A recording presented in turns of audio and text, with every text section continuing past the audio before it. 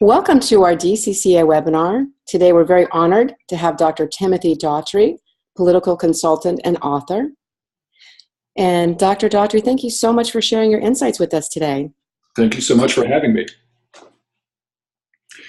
I'd like to talk a little bit today about the battle for America's unconscious and what conservatives can learn from the field of political psychology. So I'm going to talk about some of the things that I've talked about around the country, but I'm going to also talk about some things that are newer and some things I think that have profound implications for how Republicans approach the electorate. So basically today I'll start out by talking about the battle of worldviews and why the far left is winning. But I want to talk mostly about political psychology, what it can tell us about effective influence. There's some things that we're learning now that have major implications for the third point, which is how Republicans can be more effective in our strategy and in our messaging. So I'm going to talk a little bit about strategy toward the end and a lot about messaging and how we can do a better job of messaging. Excellent. I always start out by talking about the battle of worldviews because there's a lot that is becoming more and more evident that America is trying to decide what kind of country are we, and we're becoming more polarized about that. My concern is that the far left is winning. If you think about two symbols that we saw a lot starting in 2008, one is the forward symbol of the Obama campaign. And if you think about what that symbol implies, it's basically saying we have a strategy, we're on the move, we have an end game, we're working towards something. And think about the popular Tea Party symbol. And I know everybody who's Republican isn't Tea Party, but we've seen this a lot, but I think it speaks to what the conservative approach is, because the conservative approach is don't tread on me. The conservative approach is that we don't really have a strategy. We're going to mind our own business. We live our own lives. We don't live to tell other people what to do. Now, if somebody on the other side comes at us and starts trying to restrict our liberty or take our resources or raise our taxes, then we'll fight back. But we don't really have a strategy that says we have a strategy and we're working toward an end game.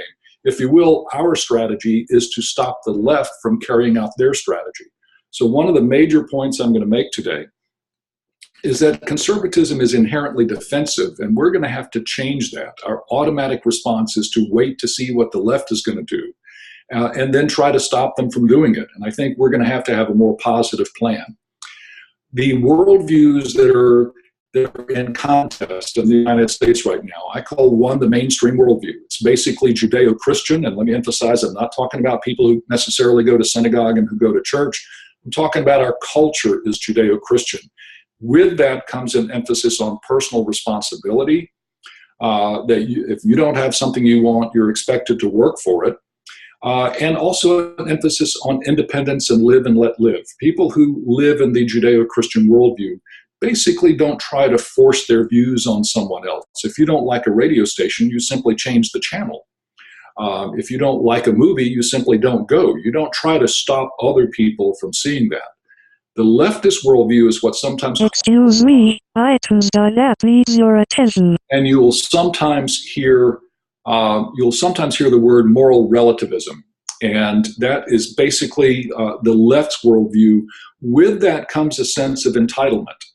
We actually are living in a world now where people are assuming that if they want something, they're entitled to it, as opposed to entitled to the opportunity to work for it.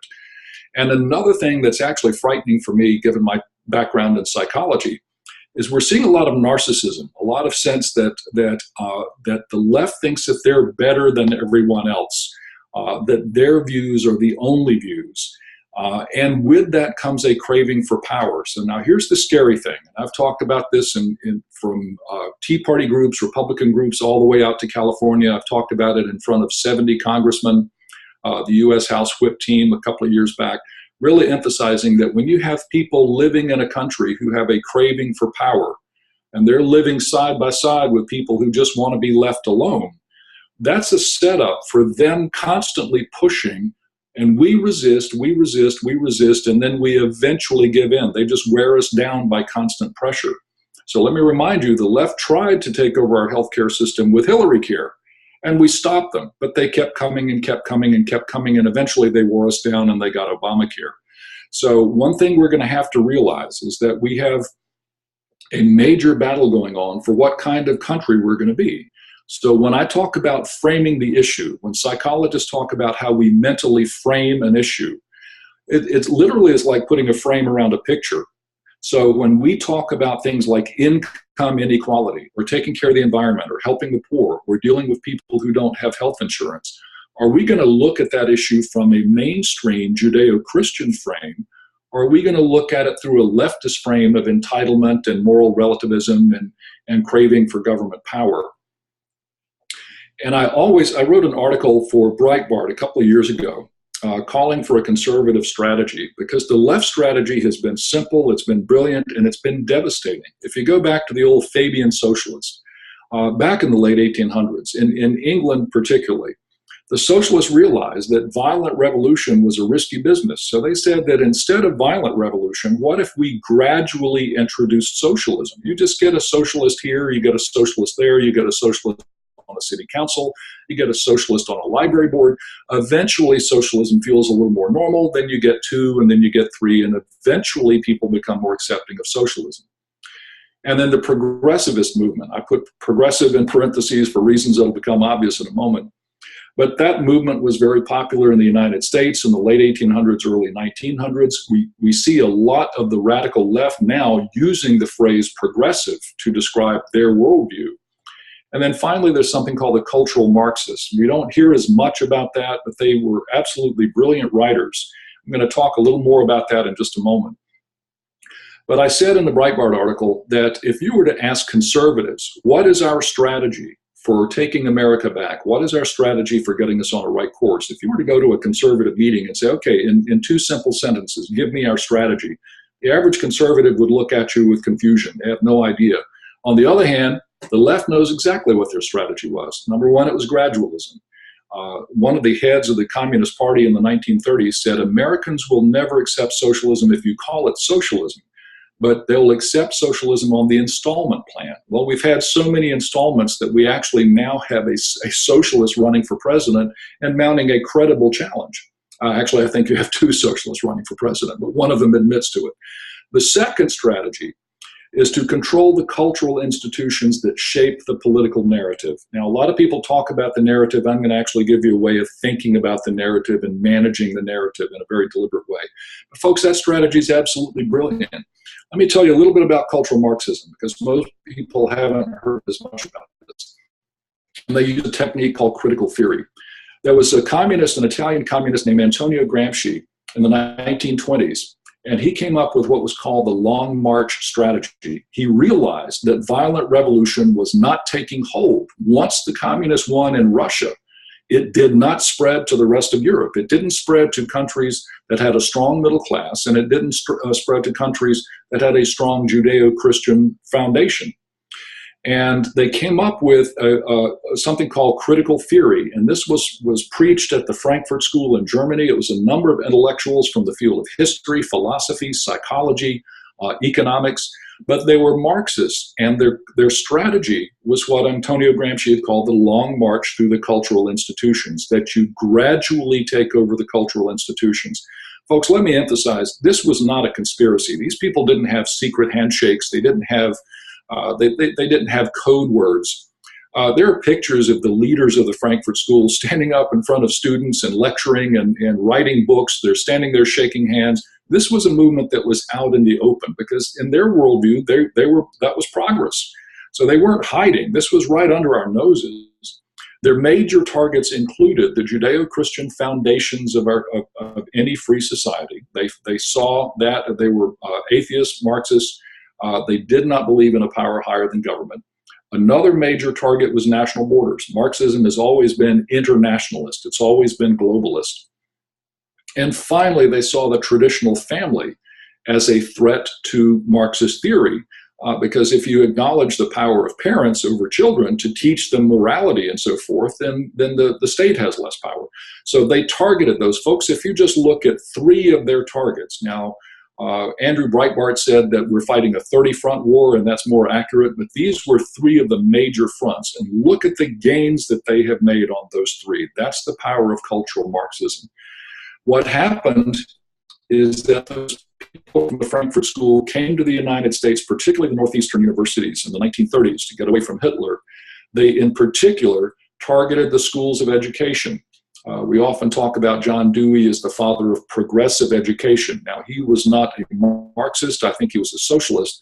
But both groups targeted the schools of education because from there, your thinking spreads gradually through our schools, the news media, the entertainment industry. It is so much more powerful for someone to be watching a sitcom in which conservative ideas are ridiculed, but that's not the major theme of the sitcom. The sitcom is about something else. But embedded in that are little sarcastic comments about conservatives, or if conservatives are cast as dangerous extremists in an action film, then people absorb that without thinking about it. I'm going to talk about that much more in just a few moments.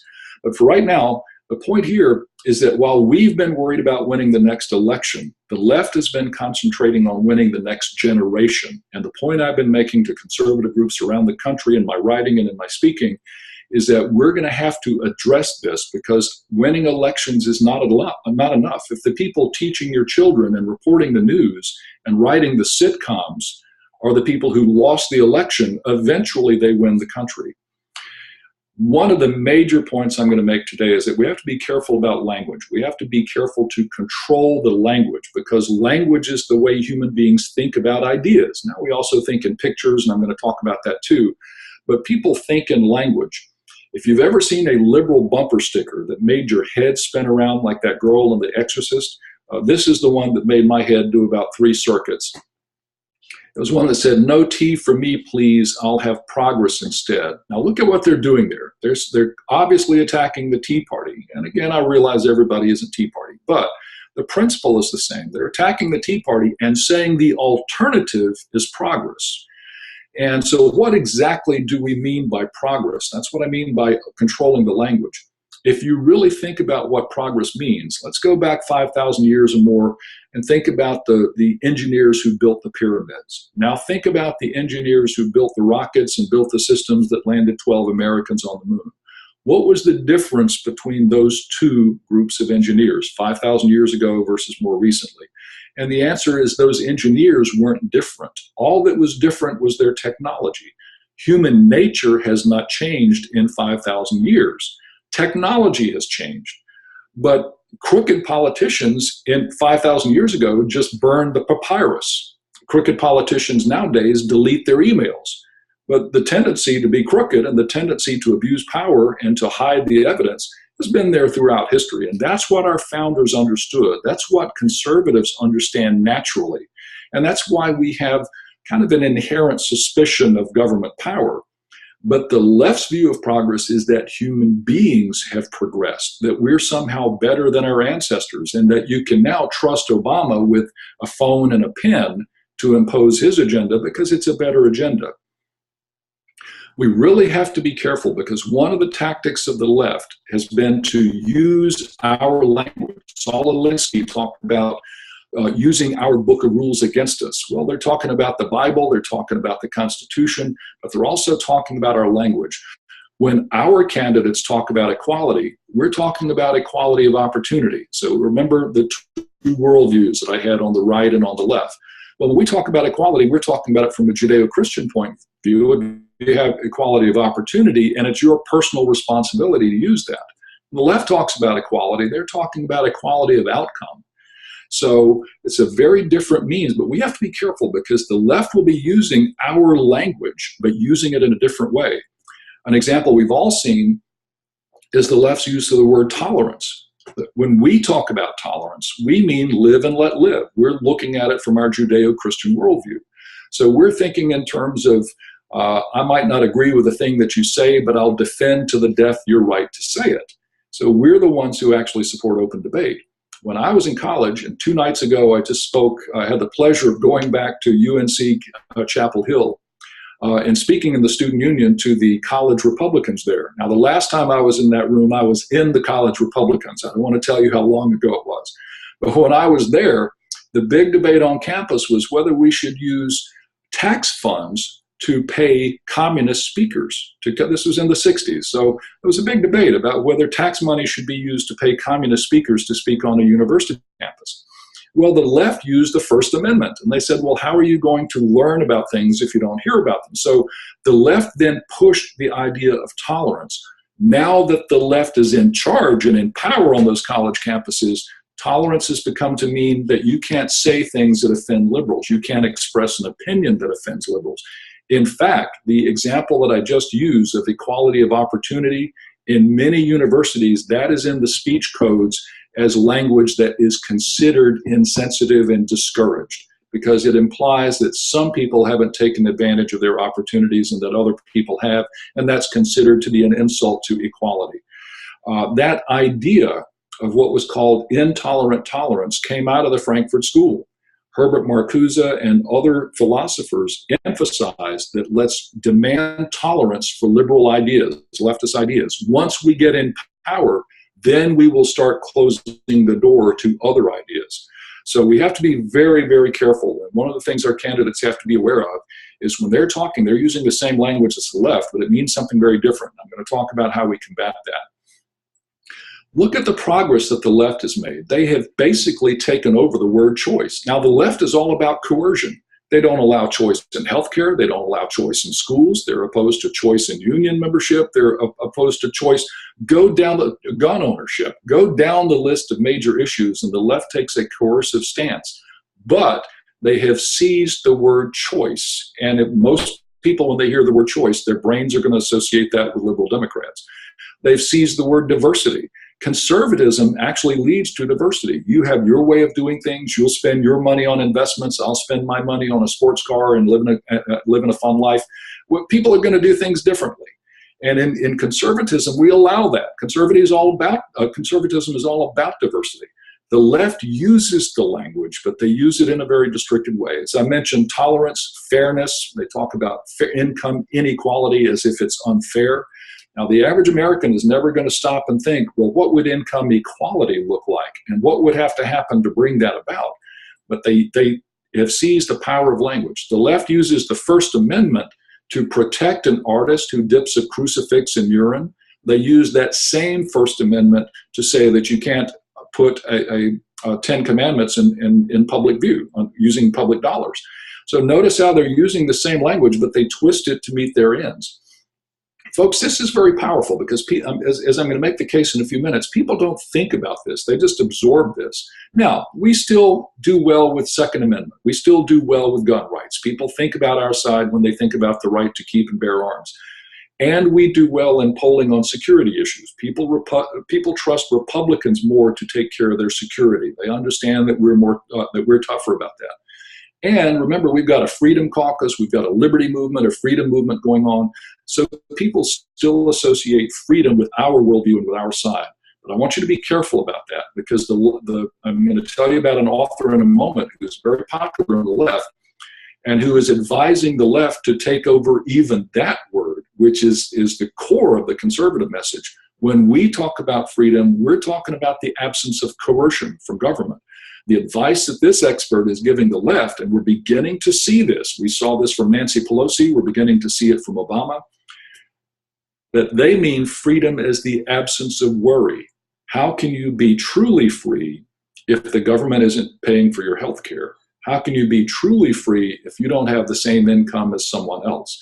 So I'm going to really talk later about how we can practically use this, but I want you to be aware that this has been very subtle. It's been very gradual, and please hear the major point. The average American doesn't stop and say, what do you mean when you say freedom?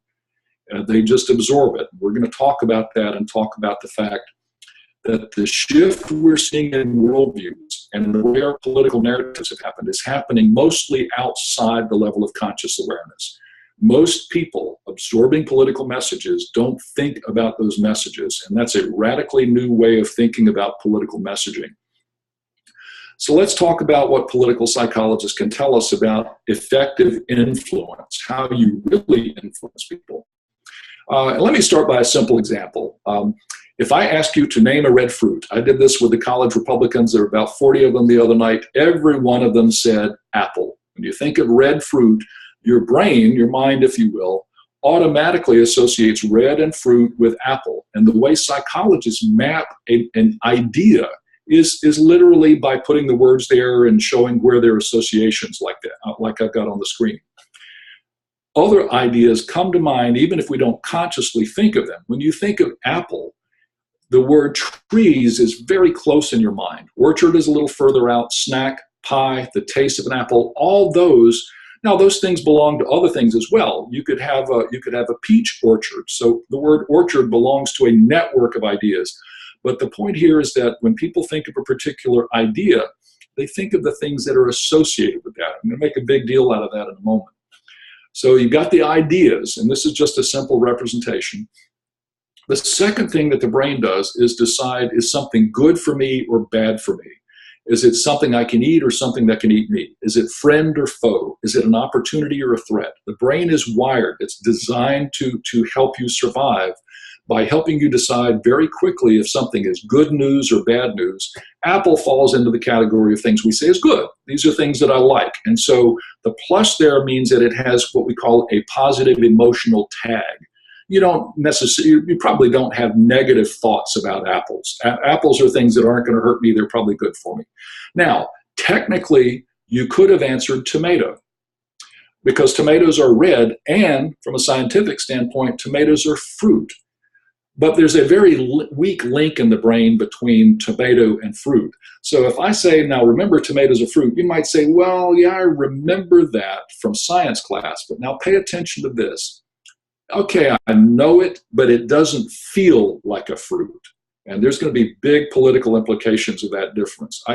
If I then ask you a month from now to name a red fruit, you're probably going to say apple. You're probably not going to say tomato. If I remind you that tomatoes are fruit, you'll say, oh yeah, okay, but it doesn't feel like a fruit. Now, what does this have to do with politics?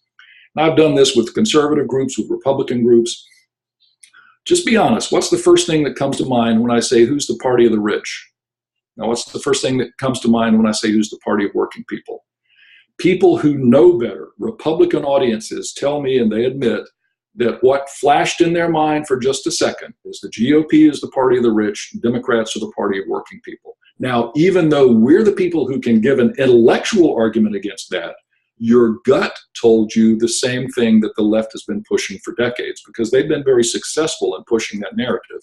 Now, when the average person, so let's just imagine an average voter, and that this is the way we could map their thinking about the GOP and Democrats. And some of it is accurate. Some of this is stereotype. Some of it's accurate stereotype. For example, down at the bottom, yeah, we do typically support tax cuts. We do typically support limited government. We may debate what that means.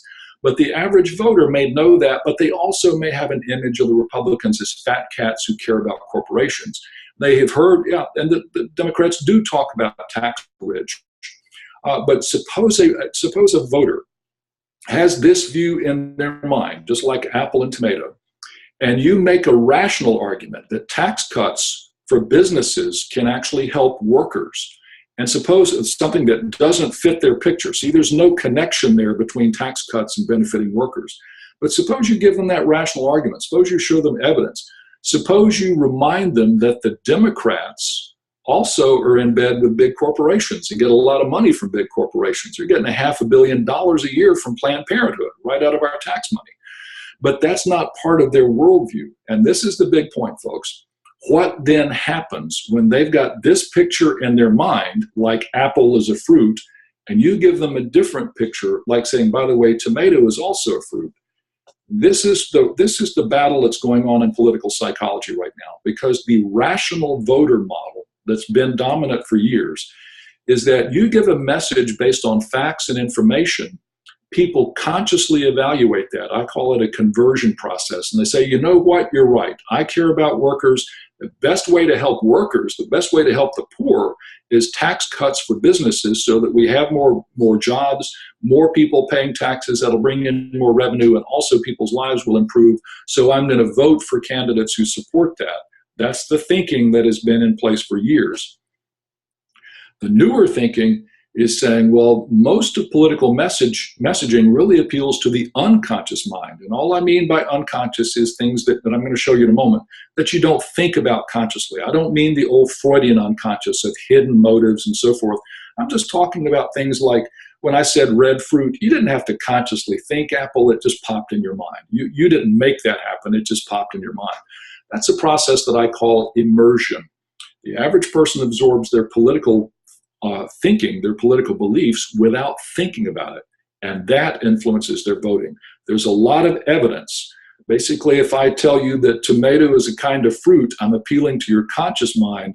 Even though you may know that, unconsciously you believe apples are fruit, tomatoes aren't fruit. If I tell you the GOP is good for poor people, that poor people living in a free enterprise society live better than people living under socialism, you may know that intellectually, but what if you have a deeply stored message that says the Republicans are for the rich and Democrats are for the poor?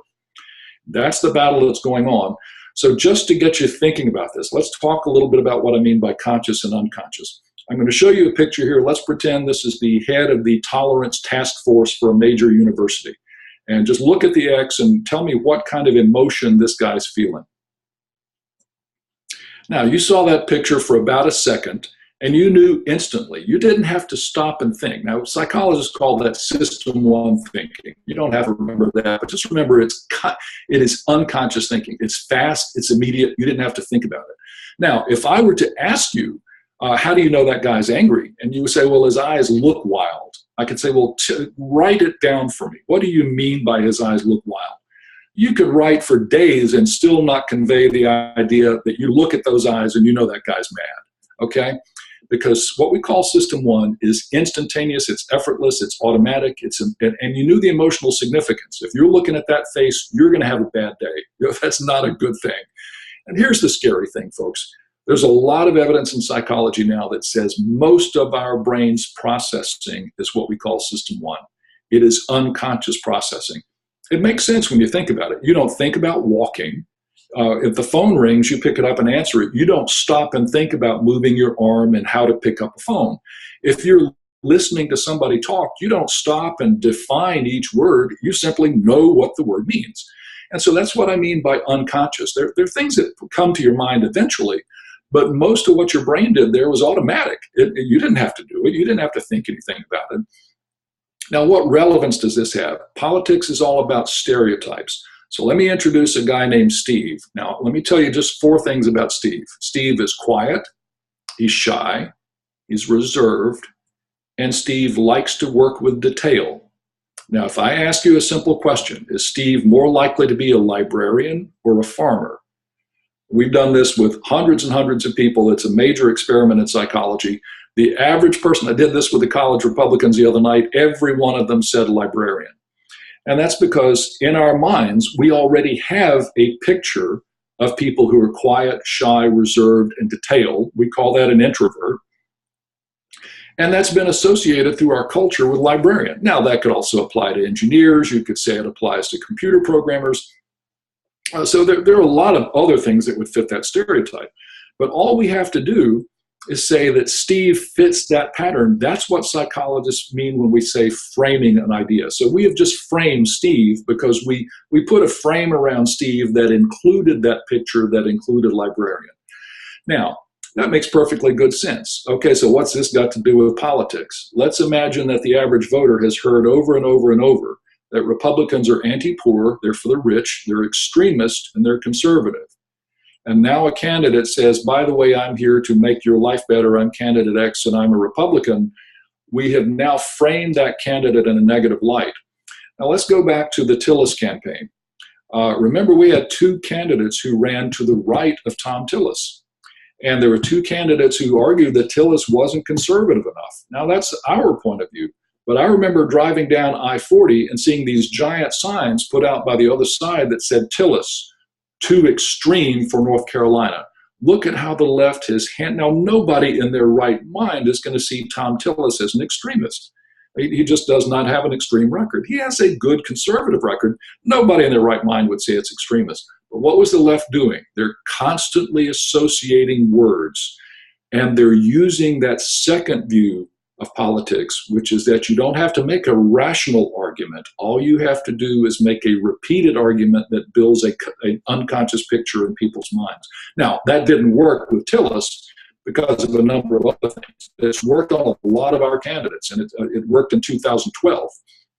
Let's talk about system two, which is more slow, it's methodical. So let's go back to our question about Steve, who is an introvert. Is Steve more likely to be a librarian or a farmer? If I ask you to think rationally and analytically about that, if I ask you to slow down and think effortfully about it, in other words, if I asked you to think consciously about that, you would remember probably, if I ask you, are there more librarians or farmers in this country? You would say, well, obviously there's more farmers. So if all the librarians were introverts and only half of the farmers were introverts, logically, rationally, Steve is still more likely to be an introverted farmer than he is to be an introverted librarian. Now, folks, this isn't just academic. This has important implications because it shows that the average person still has trouble processing that when we give them the information. Now, their conscious mind, what we call system two, may say, okay, I believe you. Steve is more likely to be an introverted farmer than an introverted librarian just based on the numbers. But the evidence that we see shows over and over again, later if you ask them the same question, they're still going to associate librarian. Now, here's the scary thing. Remember, the brain is doing this kind of thinking about 2% of the time. The conscious, deliberate, effortful, the brain doesn't like to put out a lot of effort. So if the brain can use a stereotype, the brain's going to use a stereotype. And it's not going to stop and think about whether that stereotype fits. The people in the university who should be able to see through this stereotype the best are statistics professors. They think in terms of base rates. They think in terms of the size of populations. This experiment has been done not just with college freshmen who almost always answer librarian. It's been done with mathematics professors who teach statistics. When you ask them, is an introverted guy more likely to be a librarian or a farmer, their typical answer is librarian. In other words, the power of that stereotype. Now, notice these guys have the ability to stop and think. So when you ask them, well, which population's bigger, they figure out the answer. But they don't stop to do that. Now, that is the big point about political influence. Because we have worked for a long time on the idea that if we can present a good logical argument, for example, that poor people have a better economic life under free enterprise than under socialism, then people will convert to our kind of thinking and they'll vote for us. The left has understood, I think they've gotten this much better than we have, that what you do is you appeal to emotion, images, associations, stereotypes at an unconscious level where people aren't thinking about it. And I call that strategy immersion. So if I tell you that poor people do better under free enterprise, but you have heard for most of your life that free enterprise is greedy capitalist and that poor people suffer, what's going to happen to that message that I just gave you? And that's the answer. The old thinking was, well, you would update your information. So you would say, well, wait a minute, I've always heard that free enterprise is bad for poor people. I now have new information. That's the old thinking called the rational voter model. The newer thinking, the emotional or subjective voter model, says you would probably just ignore the message or maybe even dislike the messenger. And so it's a very different view. When we published Waking the Sleeping Giant in 2012, we made the argument that conservatives need to get better at what we're talking about here. Now, a lot of what I just covered is not in Waking the Sleeping Giant, and some parts of it are. But there was another book that came out the same year called The Little Blue Book. It was by George Lakoff and someone else. They have pulled together the idea. They're saying that we're actually better, that the left appeals too much to reason. I'm saying the left appeals to reason as in trying to use RICO statutes to attack people who disagree with global warming. Speech codes on college campuses. But if you read their book, if you can stand to read the description of conservatives, which is very unflattering, I think you'll see who's right about this, because there's no question in my mind that the left is winning the battle for America's unconscious. That the left is far superior at messaging. Let me give you just two simple examples. Half of American young people now say that socialism is okay. Remember I said that in the 1930s, the communists said Americans will never accept socialism if you call it socialism. Half of our young people now say there's nothing wrong with socialism. The left has just redefined marriage. Now, whether you take a libertarian point of view or a traditional Judeo-Christian point of view, I'm not interested in that right now. What I'm interested is in the political tactic. that about 2% of the population was able to redefine a cultural institution that has existed worldwide throughout Western civilization for thousands of years. So this is profound, folks. The left is winning, and it's because I think we're fighting the wrong battle. The battle is the difference between conversion and immersion. Just think about when we're talking to someone and trying to convince them that our way will make their life better. We're appealing to their intellect, to their reason. We're counting on their reasoning. Now, please don't hear me wrong. I'm not saying that there's anything wrong with that. I think there is a place for that. People still do listen to arguments. There are people that we can reach. But what we're seeing is that the percentage of persuadable voters is getting smaller because of the left's strategy of cultural immersion. Immersion is simply when you're watching a sitcom and you don't realize there's a political message in it, but there's a conservative character who's ridiculed or somebody whose traditional values are ridiculed. They're the buffoon. Think of the old Archie Bunker. For those of you old enough to remember that. That is absorbed unconsciously, and the new evidence is saying that really dominates a lot of our political thinking. So I'm not saying that we don't use reasonable arguments. I'm not saying we don't use reason. I'm saying we have to get better at both. So let me just give you two examples. This is how the left, one example of how the left made socialism okay with our young people. This is an example from an 8th grade science class. The students are told you've got 100 people and $100. One person has $40. The other 99 have $60. Now, your assignment class is to tell me how much money do each of those 99 people get. And now think about what's really happening there. The 1% and the 99% is embedded in a math problem. So here's what's happening. While your system two, that's the rational system, the analytical system, the one that's effortful, while the students are thinking about the math, their unconscious system, system one, is learning a political message. Because what do you automatically think about when you hear 1% has $40 and the other 99 have to divide up the rest? Without ever thinking the words, that's inequality, and it feels unfair and unjust. So already you've got a picture in their minds that any inequality is unfair and unjust. Now, inequality happens naturally in a free society, and it's not necessarily a bad thing, and it's not a permanent thing, but they don't consciously think about that. This message gets absorbed. And on the 1% and the 99%, something else that's very powerful in the unconscious mind is we very quickly recognize whether people are in groups and out groups. In other words, is this person wearing my team's jersey or the other team's jersey? Are you a northerner or a southerner? We pick up on these things automatically. These are things that we do quickly. It's called us versus them, and the brain figures this out in milliseconds. So those students very quickly realized, I'm part of the 99%. Now, they never consciously said that. They never consciously thought it. The brain just absorbed it. So you've got us versus them. Now imagine into this mix and by the way, most of that is evaluated negatively. So inequality, unfairness, unjust, all those are associated. My side is the good side. The rich are the bad guys. Now the student doesn't have to consciously think this. This is all a subjective stereotype, like the librarian versus the farmer. Now, suppose a politician comes along and says, I just want to spread the wealth around a little bit, and a young person hears that message. They're going to evaluate that message positively because you're appealing to my side against people who have something that is unfair and unjust. Now, suppose another politician is using the rational voter model. Suppose they come along and talk about upward mobility. And they make some factual points. And one of those points is that poor people do better under free enterprise than under government-controlled economies. We've seen that as China has loosened up on state control. We've seen that in India. There's tons of evidence that poor people's standard of living, poor people in this country have cell phones, for goodness sake. They have cable vision.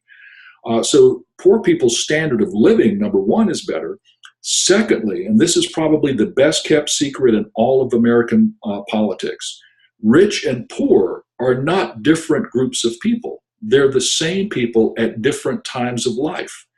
When I asked the college Republicans the other night, how many of you have a big investment portfolio? Nobody said yes. When I said, how many of you own your home? Nobody said yes. They don't have a home yet. So I pointed out to them, when you're in your 20s, you probably, unless you have rich parents, and most people don't, you probably are in the lowest 20% of American income. You're just starting out in life. You don't have a house yet. You don't have a retirement plan. You don't have a pension. You haven't saved anything, and you probably have some debt. So your net worth is negative. If you do a few simple things, work hard, save some money, don't do foolish things, don't get involved in drugs and so forth. If you live a reasonable life, you'll probably end up, when you're older, in the top 20%, because you'll have a mortgage, you'll have your mortgage paid, you'll own your house, you'll probably have a pension, you'll have some money that you put away, and you'll be at the top 20%. Now, that message is rationally very, very powerful. For years as a young Republican, I thought that's the message we've got to get out there.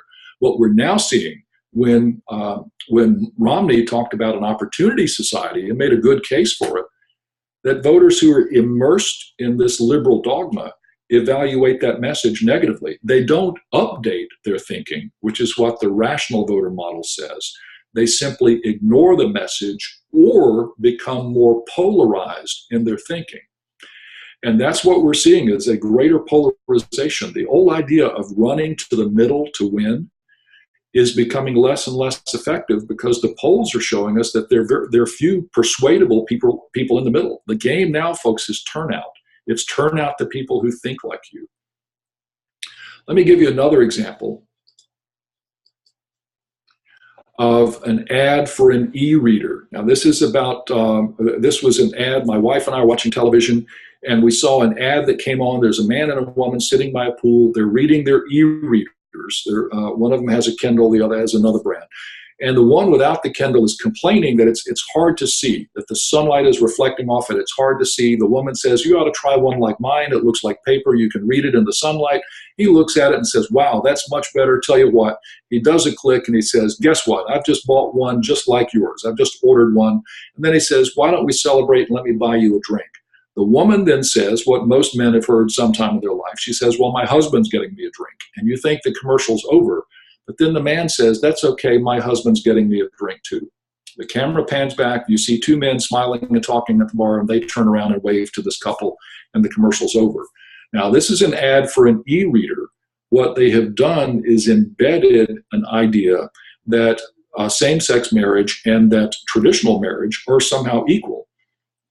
Now, as I said, regardless of whether you are libertarian on that and just don't want to bother with it, or whether you're traditional and think it's a fight worth fighting, I'm not interested in that right now. What I'm talking about is the power of that method, the power of immersion, of immersing people in your thinking when they think that they're listening to something else. So let's move on to the final segment, which is how Republicans can be more effective. The argument I've been making for years around this country is we've got to get off defense. We've got to stop fighting the left on the left's terms. So when they start talking about income equality, we know what they're going to be campaigning on. And we have to figure out how to make them defend socialism instead of having us try to defend liberty. So a couple of things just quickly. This is the strategic part, then I'll move on to the messaging part. The first thing, and folks, I hesitate to even put this up there because I've had conservative leaders, people whose names you would recognize. I've been in meetings with them. I've been making this argument. And I've had major conservative leaders say, I don't even know where you would begin to fight a cultural war. We need to be thinking about winning the next election. And my argument is that that's what's killing us. So I just want you to be aware of this, that if we don't engage the left in the cultural struggle, and I don't mean just social issues, I mean that basic argument about what kind of country is America going to be? Is it going to be a free country or a socialist country? Are we going to still mistrust all-powerful government, or are we just going to give in and trust government to take care of us? So I mean in the broader sense of what's embedded in the minds of our citizens. Secondly, I would remind you that there are other people that I'm talking to. There are meetings that I'm going to. There are people that are working, and not just me. There are people working on this all around the country. So I want you to know, watch this space. More is coming here, because conservatives are getting onto the idea that we've got to actually have movies in which conservatives are portrayed in a positive light. Now, not a conservative movie. I don't mean that. I mean an action film in which the hero has conservative values and the bad guys might be a multi-billionaire who has an evil plan to use global warming to increase the size of government. Imagine going to that movie for a change. And there are folks I'm actually working with who are working on making sure that conservative writers can have funding. So watch this space. You're going to see more coming here. There are actually churches that are talking about cultural impact teams. How do we take our message out to people in the culture? Secondly, it's not enough for us to constantly talk about what's wrong with what the Democrats are doing. This is what Reagan did. Reagan certainly talked about what was wrong under Carter and under the left. He talked about what was wrong with the liberals, but he did it in a way that offered a positive vision, not just opposition. We have to be able to talk about what's right about liberty, not just what's wrong with government. There's a mix there. People don't respond when they constantly hear negative messages. They eventually shut that down. So it's got to be a mix. You've got to talk about what's wrong with liberals, but also a lot of talk about why we have a better plan. There's a lot of talk about reaching out to the middle. A lot of times that means compromising what we believe. The evidence is that the middle is not as profitable as it used to be. Running to the middle means that there are very few persuadable voters in the middle. It's better to turn out somebody who doesn't vote but has a Ford 150 and a handgun at home. If you can get them to the polls, they're going to vote Republican. And the new thinking, and this is backed up by lots of polling and lots of evidence, is that you reach out by teaching people. Reach the voters who are potentially friendly voters. You don't have to compromise. You don't sell out. Now, we could talk about that more. There's a lot more there, but I just want you to understand, I'm going to cover this again in a moment, that turning out our base of registered voters and reaching people who lean our way but who don't normally vote, that's the strategy. By the way, that is how Obama won in 2012 with a record that no politician should be able to defend. His first 4 years had been disastrous. We had a good candidate, a good man, an honorable man, and he still won because Obama used technology to reach every potential voter, and they turned out what are called two election voters. They voted in 2008, they voted in 2012, they probably won't vote again. We have to reach people who don't like to vote, who don't normally vote, but if they go to the polls, they're going to vote Republican. Secondly, we constantly argue about how much our guys appease the left. There's been a lot of discussion, particularly in Congress. I'm not telling you anything out of school there. You know what's going on there. What I've been saying to arguments, and some of my Tea Party colleagues don't like to hear this, but I think we have to learn the difference between strategic compromise versus appeasement. We need to recognize the difference, because when we landed on the beaches at Normandy, when our soldiers did, they didn't get to Berlin the first day. They were working toward Berlin. They were marching to Berlin. The first thing they had to do is establish a beachhead. Then they had to gain a mile at the time. They did that. So what I mean by strategic compromise is we go for everything we can win, but if we can't get everything, at least gain ground, at least weaken the left's hold. And I think if our side can see that kind of movement, then they're not going to be turning against our leaders and turning against our elected officials every time. As long as we have moved the ball more toward our goal. That's the thing, is we have to have a goal. We knew we were marching toward Berlin after the Normandy landing. I'm not sure we know for sure right now what we're working toward. Appeasement is when we give in, and that's basically when we signal surrender before the fight's even started. So that's just some thinking there.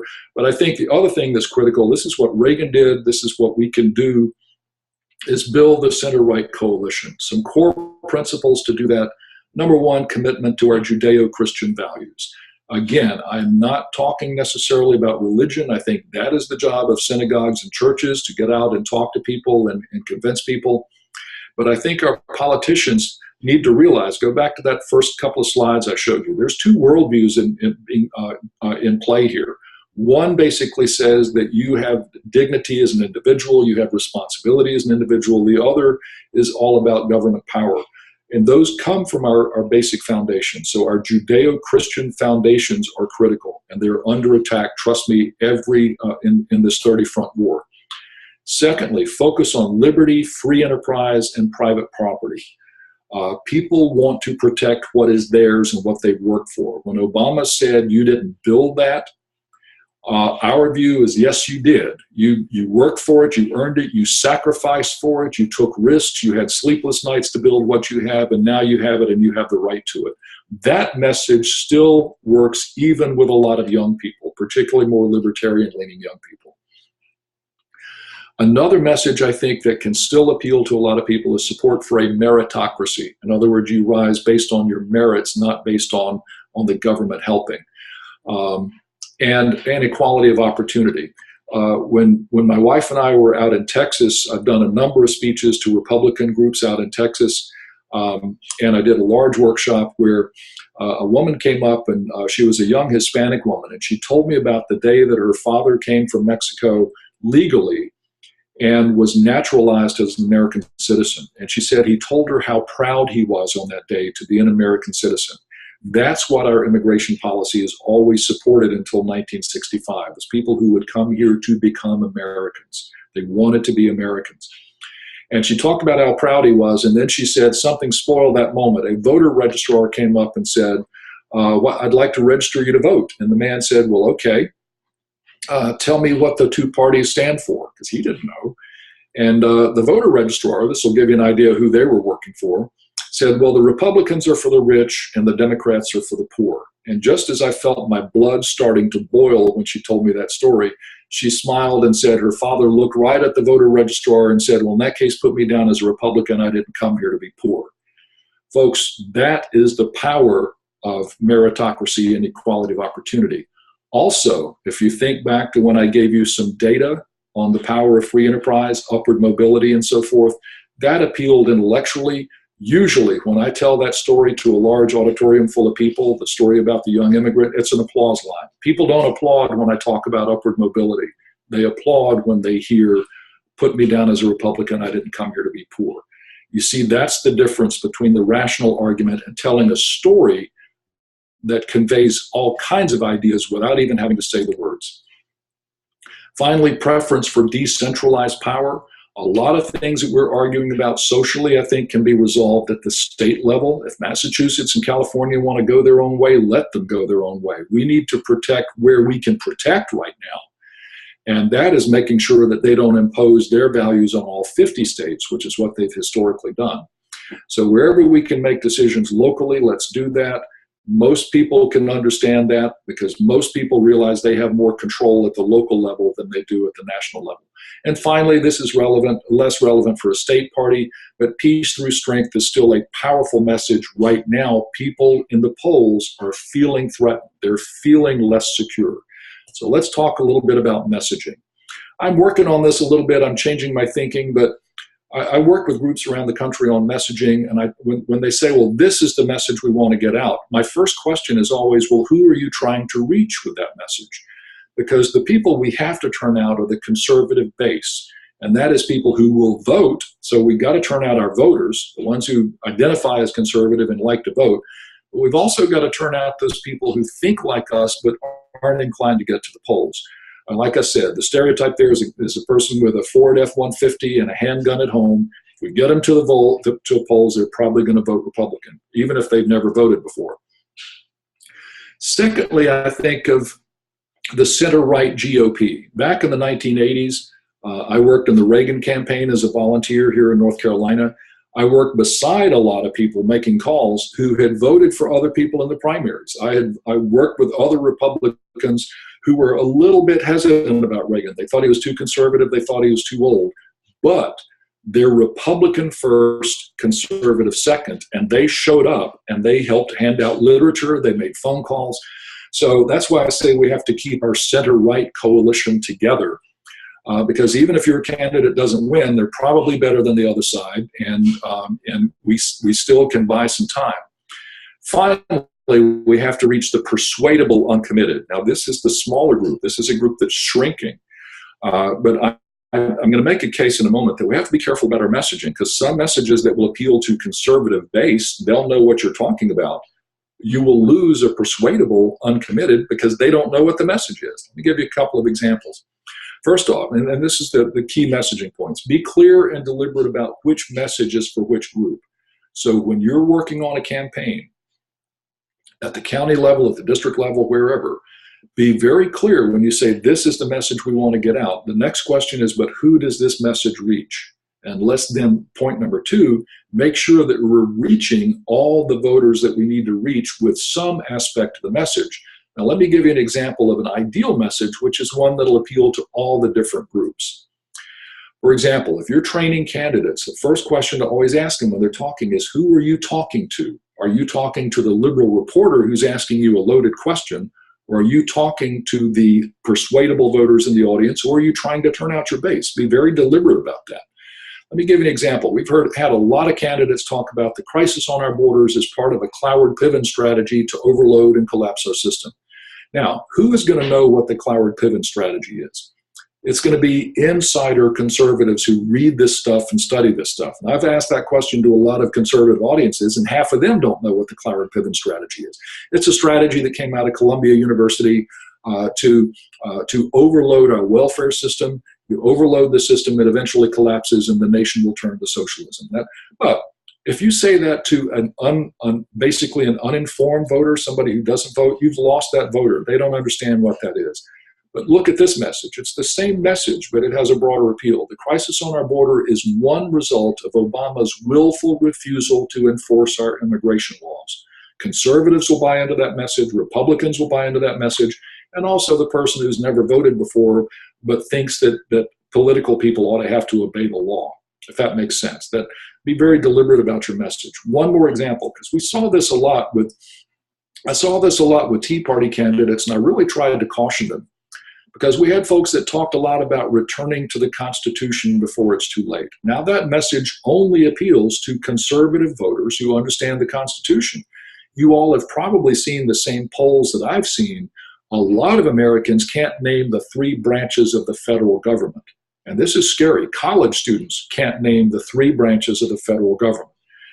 How are you going to convince them that we have to return to the Constitution when they have no appreciation of even the most fundamental points of the Constitution? Now, please don't hear me wrong. I think that statement's true. We need to return to constitutional government before it's too late. But folks, this is politics. This isn't civics. What if we simply said, now, I would say that if I'm talking to a Republican group. If I'm talking to a general population group, I would say too often powerful politicians act as if they're above the law. And we need to return to lawful government. I'm not going to push what that is too much. I'm going to appeal to their basic sense of decency that everyone should have to obey the law. Win the election now, buy time later to teach our kids about the Constitution again. So that's just a couple of quick examples about messaging. Let's talk for a moment about the power of words. Which message appeals to the broader population? If we say the IRS was targeting conservatives, or if we say that the IRS was targeting people who disagree with the administration. I call this the technique of substitution. Look back over your speeches, look back over your ads, and wherever there's a word that's only going to appeal to some people, see if there's a way to substitute an equally good phrase that appeals to a broader group. Most people would say, well, it's not fair to target people who disagree with you. Other people might not care if you target conservatives if they don't think about themselves as conservatives. And think about this. Unless you're rich and somebody talks about taxing the rich, you say, well, that's no skin off my back. Well, what if you say, just substitute, we're taxing the employers who create jobs? That's a difference, because now you're talking about my employers, and I've got enough sense to know that if my employer has to pay higher taxes, that may come out of my paycheck.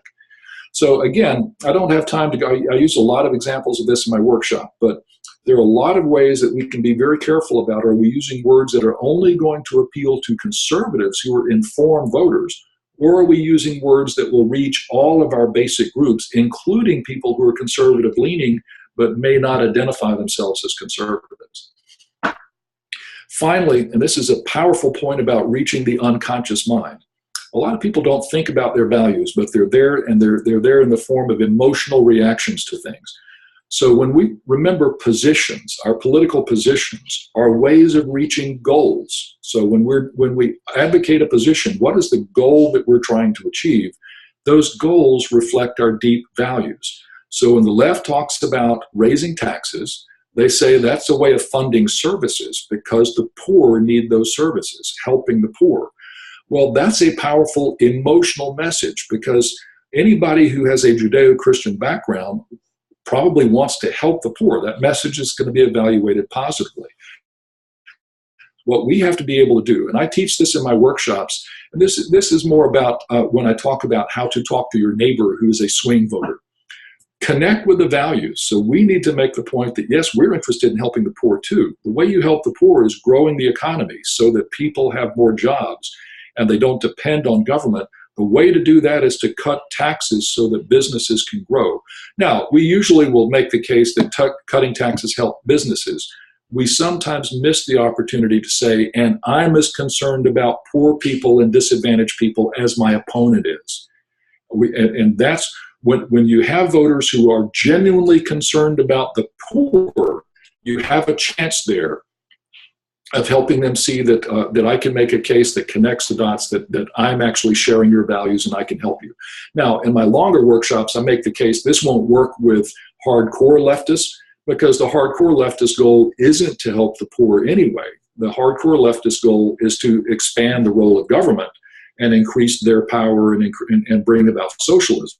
So if the poor are no longer poor, they're not going to vote Democrat. So this won't work with hardcore, but it will. This idea is designed to work with potential swing voters. A couple of final points. When I'm talking about values that drive political behavior, there are three very important ones there on the left. One is people resist anything that threatens their movement and options. The left has taken over the idea of choice. But whenever you limit people's choice, when you give them one brand of toothpaste to choose from instead of two or three, they don't like that. So appealing to people's sense of movement and the freedom of movement and freedom of options, that if you vote for me, you'll have options about what you do with your life. A huge one right now, according to the polls, is security and safety. And by that, I mean personal safety, which is somebody going to walk into to my workplace in a suicide vest and hurt people? And I mean property security. My income, the middle class income is not increasing. Working income is not increasing. Working women, their income is not going up. People are feeling that threat to their sense of personal security and safety. Wherever you can tap that in whatever way, you're appealing to something that's going to reach people at a very deep level. And I'm going to talk a little bit about a major threat right now that I think we're underplaying, and that has to do with the refugee resettlement effort. There's a lot of stuff going on under our nose right now that is pretty scary when you think about it. Finally, fairness. Any schoolyard around the world right now, some kid saying to another kid in some language, no fair. Human beings have a deeply built-in sense of certain things pass the sniff test and other things don't. If you look at what's happening with the IRS right now, if you look at the fact that if you deleted your emails, you would be in court. Hillary Clinton deletes her emails, and she's given a pass. So, in fact, she destroys the server, or people do. So, playing on that sense of fairness, these are three big ones. The other one, I think, and I heard Pat Cadell at a meeting the other day make a very good case that sometimes we don't appeal enough to common sense. People don't like it when things or arguments are so complicated and things just get out of hand and it sounds like political wonks arguing about things. We should use the phrase common sense. What does your common sense tell you about our borders? What does common sense tell you about an $18 trillion debt? And just some others. When you appeal to people's faith and the sense of right and wrong, opportunity and upward mobility, the sense of helping people. Folks, there's a long list of values. I just wanted to hit a few to show you that we need to be thinking about those. We tend to talk at the level of policy. We need to be talking at the level of values, appeal to people's values. And here's how you drive a narrative into the culture. First off, by sheer repetition. I was watching Fox News the other night, which is supposedly conservative. Chris Wallace was talking about the Freedom Caucus, and 3 times in 4 minutes used the phrase hardline conservatives. Folks, when you repeat hardline and conservatives, when you repeat Republican and extremist, just sheer repetition and pairing those words, associating words with other words. I've said to conservative groups all over this country, what if conservative writers and conservative politicians and conservatives talking across the backyard fence to their neighbor, what if we use words like liberal intolerance over and over and over? What if we talked about an epidemic of liberal intolerance? What about when the left starts attacking a group for something that they disagree with? What if we say it's another example of liberal intolerance, the left's intolerance, the intolerance of liberal people for other views? Just the power of association sinks into people's minds eventually. Using images and stories. That one picture of Kate Stanley was more than 100 pages of editorials with statistics about the dangers of illegal immigration. One picture of a beautiful young woman whose life was cut short by an illegal alien with a criminal history. That image alone carries power. The left is very good at telling stories. They'll find a poster child for any image that they, for any issue that they have. We need to get better at that. It appeals to emotion. Emotion drives people to the polls. And that's the next point, tying policy positions to deep values. I've talked about that. And painting a coherent image from different pieces. I'm going to wrap up with a technique that you can use to combine, to take all the issues going on in your district or your county, all the things that could create a dizzying array of things, and reducing it to some things that are coherent.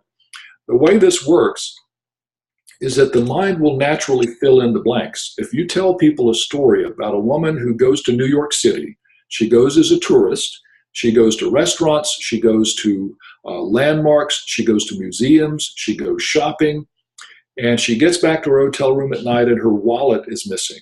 And then later, you ask people to tell you what that story was about and what words were important in that story. They're very likely to recognize the word pickpocket. They're likely to say, I saw the word pickpocket in that story. The word pickpocket was not in the story.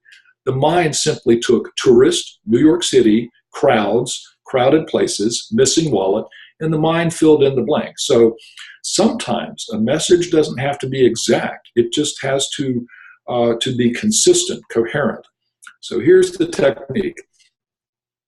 Look at several issues. IRS harassment, Kim Davis out in Kentucky, the Oregon bakers who were attacked by the left because they didn't want to do a same-sex wedding, speech codes on college campuses. Now, what do they all have in common? Those are 4 separate issues. We could give other examples. This is what I mean by the 30-front war. They all have to do with liberal intolerance. So my point here is, suppose our side was more focused in our messaging. So suppose you're in the Tea Party and you're talking about IRS harassment and you use the phrase liberal intolerance. It's an example of liberal intolerance. Suppose you're with evangelical conservatives and you're talking about Kim Davis and the Oregon bakers. So what if you deliberately also say it's an example of liberal intolerance? What if you're on college campus? What if you're a college Republican and you're protesting speech codes, but you use the phrase liberal intolerance? We eventually build a picture in people's minds, like apple has to do with trees, orchards, pies, so forth. You build a picture in people's minds. Now, when you're talking about IRS harassment, we often describe that, and you probably heard the phrase lawlessness over the last election. That's because a number of conservative groups were working on getting the phrase lawlessness into the public's mind. And it has to do with the use of executive orders, Hillary Clinton having a private server, amnesty going around Congress. I could fill that out with 20 more examples. But the point is that when you're complaining about executive orders, you can talk about the lawlessness in this administration. When you're talking about Hillary Clinton and you're coming at it from a legal point of view, you can also say, but it's another example of the lawlessness that we see from liberal politicians. And if your issue is amnesty and you're talking about that, and you say it's another example of lawlessness, my point here is if amnesty is your issue and you're repeating the phrase lawlessness, you're also subconsciously in voters' minds tying to those other ideas. The more they hear those ideas associated with lawlessness, the more they hear the word lawlessness associated with those ideas, the more powerful that's going to be. So folks, we're really not talking about 7 issues there, which the average voter won't remember. We're talking about 2 issues. And the average voter will subconsciously associate it. They won't remember all the words, but they'll associate it with things that just don't feel right. Finally, another big one is threats to security. And you can tie these together. Amnesty is a threat to people's employment opportunities. Most of the new jobs in this country are going to people who have come here either legally or illegally. American citizens aren't improving in their employment very little. It's also a potential for terrorists to come across the border. Both of those are threats to people's security. I mentioned refugee resettlement. I don't have time to go into detail.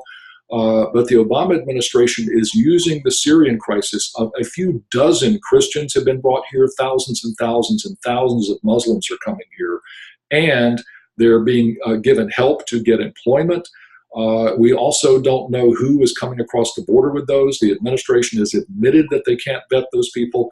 Folks, that in itself is a whole separate thing that we need to do. There's an opportunity there where if people knew what was happening in their communities, they would be terrified, they would be frustrated, and they would show up at the polls and say, we need to have a common sense solution to this. But this is just one example. What you can do, I use this with national groups, what you can do locally is write down on sticky notes all the issues that voters might care about in your community.